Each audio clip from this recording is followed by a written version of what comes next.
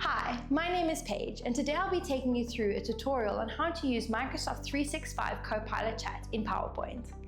For these tutorials, we'll be using the free version of Microsoft's 365 Copilot Chat, which can be found inside your application. Want your slides to look amazing without spending hours on them? Let's do it. Open PowerPoint and click the Microsoft 365 Copilot Chat icon in the sidebar.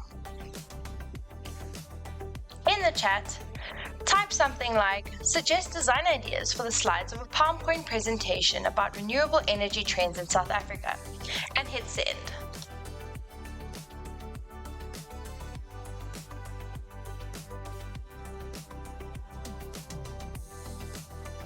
Microsoft 365 Copilot Chat will give you layout suggestions like bold titles, image placement, and color themes.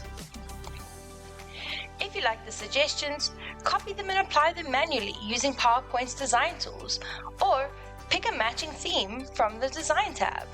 Now your slides look polished and professional, without the design stress.